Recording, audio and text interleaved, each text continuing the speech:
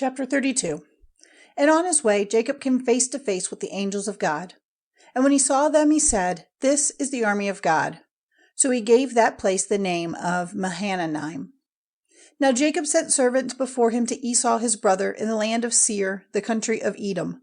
And he gave them orders to say these words to Esau. "Your servant Jacob says, Till now I have been living with Laban, and have oxen and asses and flocks and men servants and women servants, and I have sent to give my Lord news of these things, so that I may have grace in his eyes." When the servants came back, they said, "We have seen your brother Esau, and he is coming out to you, and 400 men with him." Then Jacob was in great fear and trouble of mind, and he put all the people and the flocks and the herds and the camels into 2 groups, and said, "If Esau, meeting one group, makes an attack on them, the others will get away safely." Then Jacob said, "O God of my father Abraham, the God of my father Isaac, the Lord who has said to me, 'Go back to your country and your family, and I will be good to you.' I am less than nothing in comparison with all your mercies and your faith to me, your servant. For with only my stick in my hand I went across to Jordan, and now I have become 2 armies.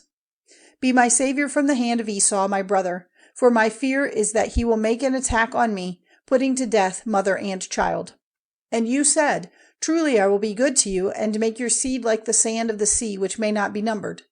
Then he put up his tent there for the night, and from among his goods he took as an offering for his brother Esau 200 she-goats and 20 he-goats, 200 females and 20 males from the sheep, 30 camels with their young ones, 40 cows, 10 oxen, 20 asses, and 10 young asses. These he gave to his servants, every herd by itself, and he said to his servants, "Go on before me, and let there be a space between one herd and another."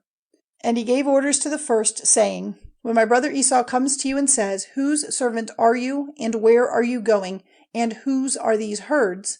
then say to him, 'These are your servant Jacob's. They are an offering for my lord, for Esau, and he himself is coming after us.'"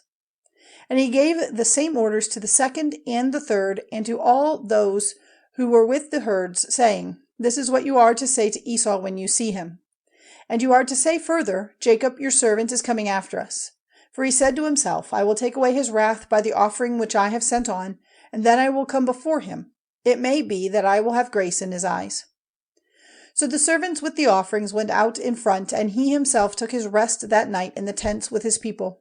And in the night he got up, and taking with him his 2 wives and the 2 servant women, and his 11 children, he went over the river Jabbok. He took them and sent them over the stream with all he had.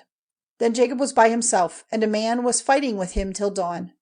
But when the man saw that he was not able to overcome Jacob, he gave him a blow in the hollow part of his leg, so that his leg was damaged.